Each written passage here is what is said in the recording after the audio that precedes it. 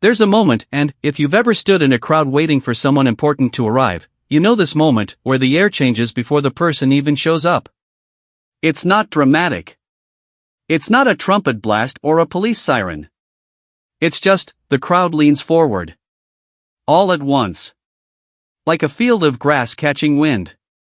That's the moment I felt, standing 40 feet from the BAFTA red carpet, shoulder to shoulder with a woman in a yellow anorak who smelled of hand sanitizer and determination.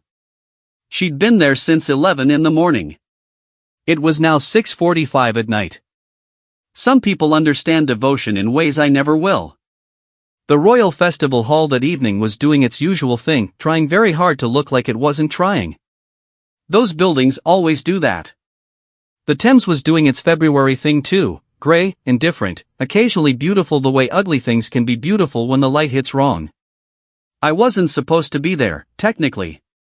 I'd come to London for something mundane, a work thing, a dinner that got cancelled, a free Tuesday evening that appeared in my schedule like an unexpected gift I didn't quite know what to do with. My hotel was in Waterloo. The BAFTAs were in Waterloo.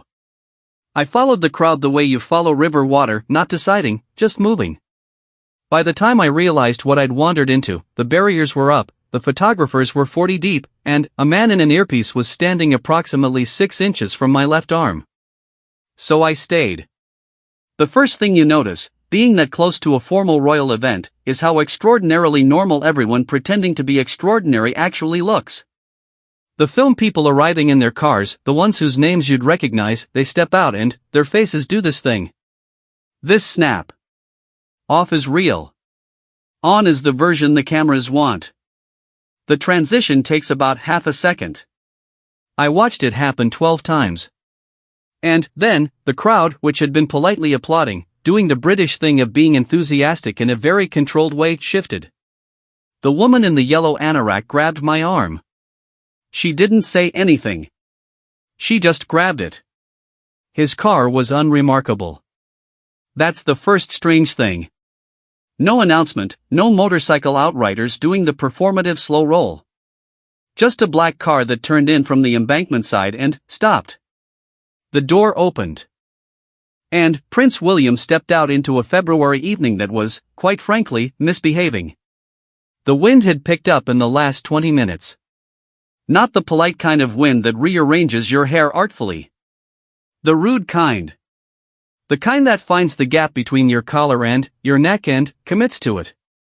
He stepped onto the carpet, and the carpet immediately tried to take off. A handler, someone in a dark suit whose entire job in that moment was to manage things that shouldn't be visible being managed, caught a rope barrier just in time. William didn't flinch. That was the first thing I noticed about his face. He didn't flinch. He didn't do that polite grimace people do when weather embarrasses them in public. He just stood there. In it. Like he'd made some private decision, sometime long ago, to simply be wherever he was. I've thought about that a lot since. The not flinching. Because I've watched clips back, the ones that circulated afterward, the ones with 4 million views and comment sections full of people who'd formed extremely confident opinions about what his expression meant, and I think most of them missed it. They were watching his face for the things faces usually broadcast. They weren't watching his hands. His hands were at his sides. Standard. Composed. The way men in public life learn to carry their hands, neutral, telegraphing nothing. Except his right thumb. His right thumb was moving against the side of his index finger. A small thing. A private thing. The kind of gesture that belongs in a kitchen at midnight, not on a red carpet in front of 600 cameras.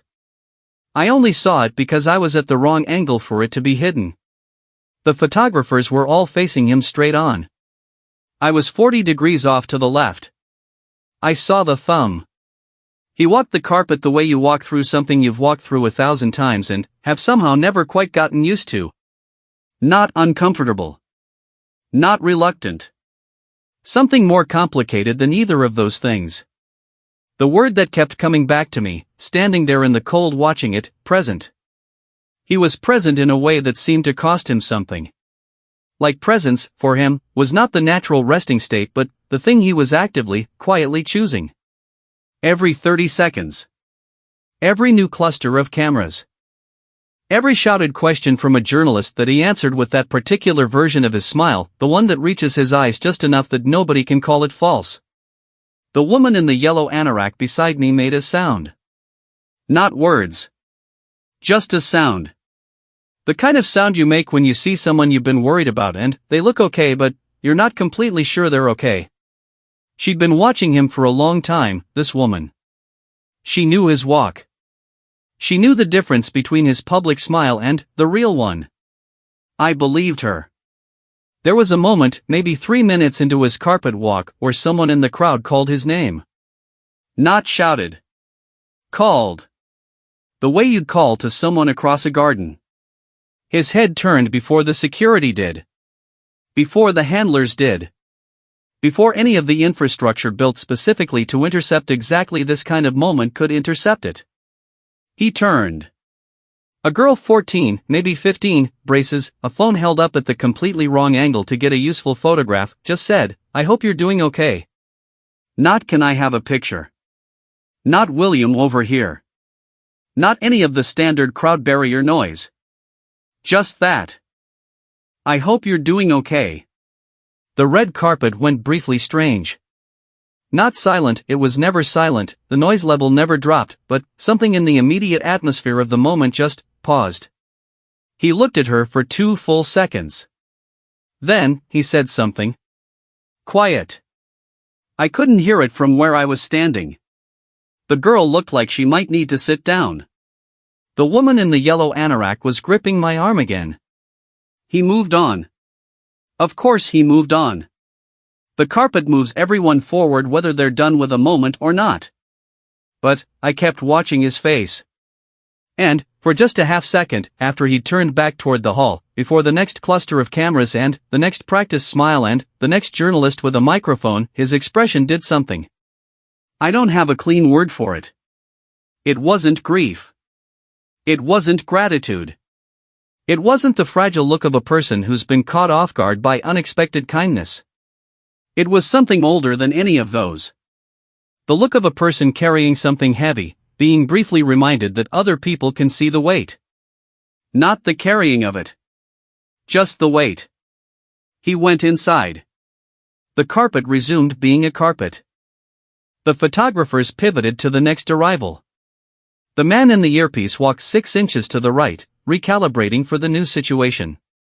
The woman in the yellow anorak finally let go of my arm. 7 years, she said. Just like that. No preamble. I didn't ask what she meant. I knew what she meant. 7 years of watching someone figure out, in public, how to hold grief and duty in the same 2 hands without dropping either one. The Thames moved past behind us, gray and unbothered. The February wind had not let up. Inside, from what I pieced together afterward, from the people who were inside, from the footage that leaks sideways through social media in the way footage always does now, frame by frame, dissected by strangers, the evening had its own weather. Different from the carpet. The carpet is performance. Everyone on it knows the rules. Inside is the part where the rules get complicated. A friend of mine, I'll call her Delia, because that's not her name and she'd murder me if I used her real one, works in television production. Has for 15 years. She's been at BAFTAs before. She told me about that night over coffee the following week, in a cafe near London Bridge where the espresso machine makes so much noise that real confidentiality is structurally guaranteed. It was the moment in the presentation, she said. That's the bit nobody's really talking about properly. She wrapped both hands around her cup. He was presenting an award. Which fine, he does that, he's done it before, it's part of the job, everyone understands the choreography. Walk out, say the words, hand the statue to the right person, walk off. She paused. The espresso machine committed a small violence behind the counter. He walked out and, the room just, she stopped. Tried again. You have to understand the room. It's full of film people. Film people are not easy rooms. They've seen everything. They're professionally resistant to being moved. They do the applause because the applause is correct, not because they're swept up. And And, this time the applause was different. She said it started before he'd even reached the podium. A ripple. Not a surge. Not the wall of sound that greets A-list talent or a career achievement award. Something quieter and, she said, somehow louder for being quiet. Like the room was acknowledging something they hadn't planned to acknowledge. He heard it, Delia said. You could see him hear it. She mimed something with her hands, a slight shift, a recalibration. He took maybe half a second longer to reach the microphone than the blocking intended. Nobody would notice unless they were looking for it. I was looking for it. I asked her why she was looking for it. She looked at me like the answer was obvious. Because I've watched him do this for years. And, I know what his face looks like when he's genuinely somewhere versus when he's professionally somewhere. She drank her coffee. That night he was genuinely somewhere. The speech itself, the presenting speech, which was shorthand, designed to be short, the way all presenting speeches are designed to be short because everyone in the room is waiting for the name and, nothing else, was not remarkable on paper. That's the thing about moments that matter.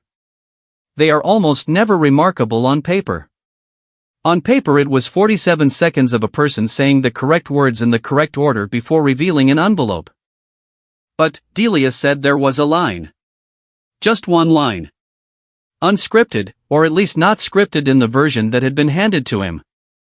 He said something about stories. About why stories matter. About the particular kind of story that finds you in a dark moment and refuses to let you feel alone in it. Just one sentence, Delia said. Tucked in the middle. Quick. He moved right past it. She set down her cup. But, the sentence landed like a stone in water. You could see it moving through the room. I looked up the clip that afternoon. Watched it 4 times. The sentence is there. Blink and, you miss it, the kind of thing that in transcription looks like filler, like the standard connective tissue of formal speechmaking. But, his voice does something on it. Not breaks. Not trembles. Nothing so legible as that. It changes weight. 1 second it's the voice doing its job. The next second it's something more personal than that, something that doesn't quite fit the room or the occasion or the careful frame the evening has been built inside. And, then, it's back. Professional again. The name. The envelope. The applause. 47 seconds. The cameras, of course, were pointed at the stage. Which meant they were pointed at his face. Which meant, and, this is the thing Delia kept coming back to, the thing that had clearly been living in her head since that night, they missed the audience. I was watching the audience, she said. Because that's where the story actually was. What she described was this: in the third row, a woman, an actress, someone whose name you'd know, whose face has been in things that matter to you whether you realize it or not, pressed 2 fingers against her mouth. Not dramatically. Not the way grief looks when it's performing itself. The quiet version.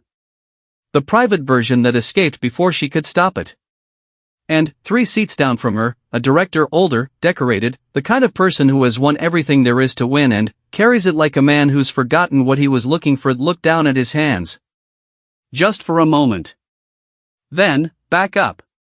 The whole room did a version of that, Delia said. Not the whole room, but, you know what I mean. The parts of the room that had been paying real attention. After the ceremony, she said, people talked around it. The way people talk around things that moved them when they weren't expecting to be moved. You know how it goes. The defensive humor. The slightly too long pause before changing the subject. The glass of wine raised without a specific toast. One of her colleagues, industry person, been around, not the sentimental type, said to her outside during the smoker's break, that was a bit much, wasn't it? Delia said she just looked at him. He looked back. I mean, he said. And, then, didn't finish the sentence. Just lit his cigarette. Yeah, Delia said. Me too. That's the thing about public grief. About grief that has to be carried inside a public role, inside events and appearances and the unending calendar of things that must still happen because they were happening before and will keep happening after. People watch it from outside and they form opinions. They read the posture. They analyze the expression. They argue in comment sections about what the smile means and whether the eyes look tired and whether the shoulders suggest something or nothing. And, in doing all of that, in the very act of trying to understand what they're seeing, they mostly miss it. Because what they're watching isn't a code to be decoded. It's a person. Moving through an evening. Carrying the specific weight of being someone whose private losses have a public address. The award got handed over. The recipient said the right things, moved and grateful and doing their own version of composure in front of a room full of people they needed to impress. William stood to the side of the stage, the way presenters do, waiting for the correct moment to exit. And, for maybe 4 seconds, which is a long time, in camera terms, long enough that the cutaway almost missed it, his face did nothing. Not performed nothing. Just nothing. The face of a person alone inside a moment. 4 seconds. Then, the exit, clean and practiced, back into the evening's machinery. Delia finished her coffee. Outside, the Thames was there, presumably. In London, the Thames is always somewhere nearby, patient and grey and utterly unbothered by whatever humans are doing on its banks. The hard thing, she said, pulling on her coat, is that he's genuinely good at it now. The public version. The management of it. She stood up. And, I don't know if that's a comfort or the saddest thing I've ever seen. She left before I could answer. Which was probably the right instinct. Because I didn't have one. By 10 o'clock that night, my phone was doing the thing phones do now when something has happened that the internet has decided to process collectively. Notification. Notification. Notification. A group chat I'd been successfully ignoring for 3 weeks came back to life like a dog that smells dinner from 2 floors away. Someone had posted a clip. Someone else had posted a different clip. Someone had posted a still image with a red circle around something. Someone had written a long thread. Someone had responded to the thread. Someone had responded to the response. The internet had found the moment. By midnight, there were 2 camps. There are always 2 camps now. That's just the shape of things. Camp 1, he looked destroyed. He's clearly not okay. The family is in chaos. This appearance was a cry for help wrapped in a dinner jacket. Camp 2, he looked perfectly fine. He's a professional. He's been doing this his whole life. You're projecting. You're all projecting. Both camps were absolutely certain. Both camps had the same 47-second clip. I watched the camps argue from my hotel room with the window slightly open because the heating was aggressive and February in London requires some negotiation. I thought about the thumb. The right thumb moving against the index finger. The girl with the braces and the badly angled phone. I hope you're doing okay. The thing is, and I say this as someone who was physically there, who stood 40 feet away in the cold with a woman who'd been waiting since 11 a.m., who watched his face at the angle the cameras weren't pointed at, the thing is that both camps were working from the same wrong premise. They were asking whether he was okay or not okay. Binary. Light switch. One or the other. And, that's not how it works. That's not how it works for anyone. I know a man. He lost his father 3 years ago. Sudden. No warning, no preparation, no time to arrange your face for it. His father was there on a Tuesday and, gone by the Thursday and, the funeral was on a Saturday and, the following Monday he went back to work because the work was there and, the work had always been there and, the work, at least, was something he understood how to do. He told me once, over too many drinks, the only context in which people tell you the real things, that the hardest part wasn't the grief itself. The hardest part was how the grief had no respect for scheduling. It doesn't care what you're in the middle of, he said. It doesn't check the calendar. It just shows up. He picked up his glass. And, you become very, very good at continuing the meeting. That's what I kept thinking about, watching the clips circulate, watching the camps harden. The particular skill of continuing the meeting. Of walking a red carpet in February wind and presenting an award in front of 800 film people and saying the right words in the right order and shaking the right hands and standing at the correct angle for the cameras. And doing all of that while the grief just shows up. Mid-carpet. Mid-speech. Mid-4-second pause at stage left. Shows up anyway. Because it doesn't check the calendar. The clip with the most views, the one that hit 3 million by the following morning and 4 million by afternoon, was not the speech. It was a moment outside the hall, afterward, when a small group of people had gathered near the exit. A child young enough that the parents were visibly anxious about the whole situation, young enough that the barriers and the security and the formal occasion had not yet taught them that some people are supposed to be observed from a distance, had somehow gotten close enough to say something to him. The clip is 12 seconds. In the clip, William crouches down. All the way down. Not the polite half-crouch of someone being captured on camera being gracious. Actually down, coat on the ground, elbows on his knees, completely at the child's level. He listens. Then, he laughs. A real one. The kind that catches you. The kind that doesn't know there are cameras. 12 seconds. And, the comments sections, both camps, all camps, everyone went quiet. Not agreed. Not resolved. Just quiet. The way rooms go quiet when something true has happened. There's a version of this story that is about royal chaos. About family fractures and institutional pressures and the long, grinding machinery of the monarchy trying to hold its shape while the people inside it try to hold theirs. That version exists. It's real. It matters. But it wasn't what I saw on that carpet. What I saw was a man who has learned, through some combination of necessity and practice and probably a lot of very long nights, how to show up. Not perform showing up. Actually show up. In the cold. In the wind. In the middle of whatever internal weather is running underneath the composed exterior. Show up anyway. The woman in the yellow anorak, I thought about her that night too. 7 years. 7 years of standing at barriers in the cold, holding a phone at the wrong angle, grabbing the arm of a stranger when the moment got too big to hold alone. People will tell you that's excessive. That it's parasocial in ways that aren't healthy. That the object of all that sustained attention neither knows about it nor benefits from it. All of that might be true. But, I also think, and this is just me, this is just what I thought standing in February dark with her grip still warm on my forearm, I also think that sometimes devotion is less about the person it's pointed at and more about something the devoted person needs to believe. She needed to believe that someone could carry what he was carrying and still show up. Still get out of the car. Still crouch down for the child. Still have a real laugh in 12 unscripted seconds. She needed to believe that was possible. Maybe a lot of people did. Maybe that's why 4 million people watched the same 47-second clip and argued about what his face meant. They weren't really arguing about him. I left the hotel window open too long and the room got cold.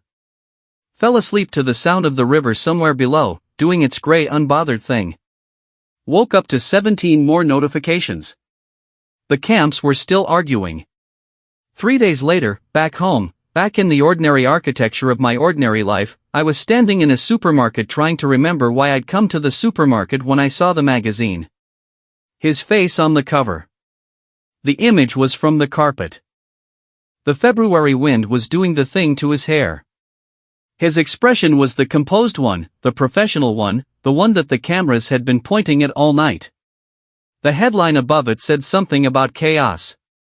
Something about revelations. The language of catastrophe, strapped to a photograph of a man standing in the wind. I stood there for a moment with a basket of things I couldn't remember choosing and looked at the photograph. Thought about the thumb. The girl with the braces. The 12 seconds. The woman who'd been waiting since 11 in the morning. Delia's colleague with his unfinished sentence and his cigarette. The room that went quiet. The thing about tabloid language, and I say this not as media criticism, not as a cultural argument, just as a plain observation from someone who was 40 feet away when the thing itself was happening, is that it requires a certain kind of story. It needs a narrative shape it can use. Chaos. Revelation. Crisis. Collapse. Those words have weight. They have momentum. They move clicks.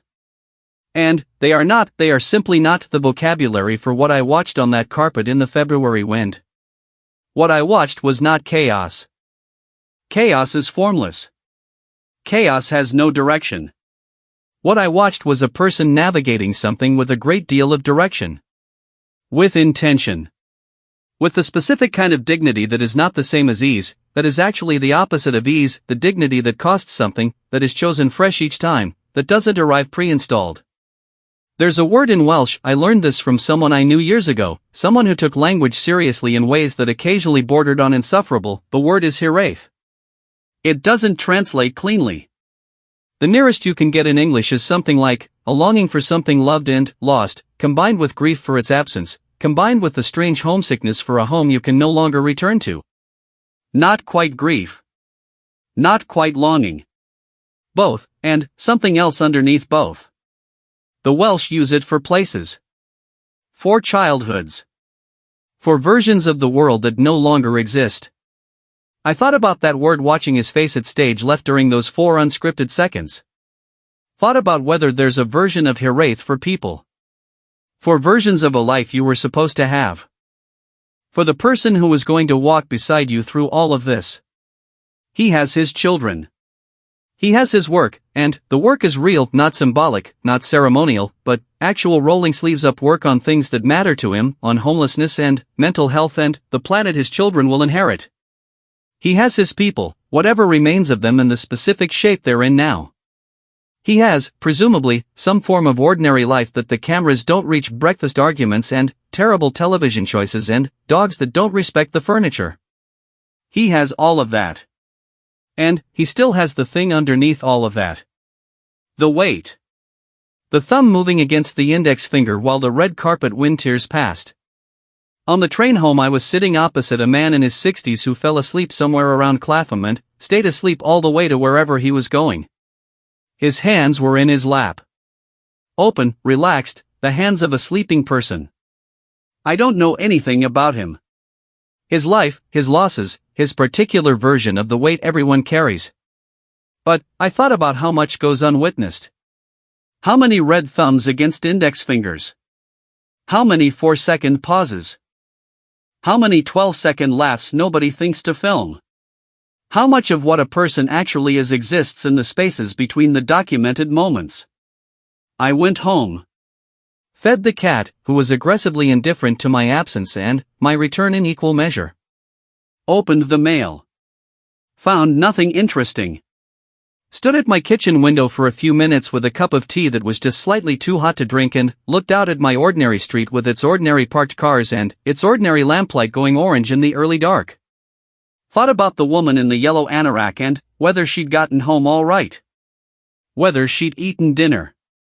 Whether she'd watched the clips circulating and felt the way I felt watching them, that everyone was looking very hard at the wrong thing. A few months ago, I read something about how grief works in the body. Not the emotional mechanics, the physical ones. How the nervous system stores it. How it arrives without warning, triggered by sensory things, small things, things that have no obvious relationship to the loss itself. A smell. A specific quality of afternoon light. A song that was playing in a room you can no longer enter. The body keeps its own calendar. It presents the bill whenever it decides the bill is due. Not when you're ready for it. Not when the occasion is appropriate. On the red carpet, in the February wind, in front of the cameras, in the middle of a speech you've prepared and rehearsed and handed yourself over to, it presents the bill. And you pay it in the smallest possible currency. A thumb moving. A half-second longer walk to the microphone. A sentence that lands like a stone in water and then moves on before anyone can point at it. The camps are still arguing. Somebody new will do something publicly complicated in a week or two and the camps will relocate there. The woman in the yellow anorak is presumably already planning her next vigil. Delia has moved on to the next production, the next event, the next room full of film people who are professionally resistant to being moved. The Thames is still there, doing its grey thing. February became March, as February does. I still think about the girl with the braces. I hope you're doing okay. Just that. No camera angle, no comments section, no two-word headline strapping catastrophe to a composed face in the wind. Just one person saying the most human thing to another person. And, the other person, for 2 full seconds, letting it land. Not deflecting it. Not managing it. Just letting it be what it was. Maybe that's all any of us can do with the things we carry. Let them be what they are. Stand in the wind. Show up anyway.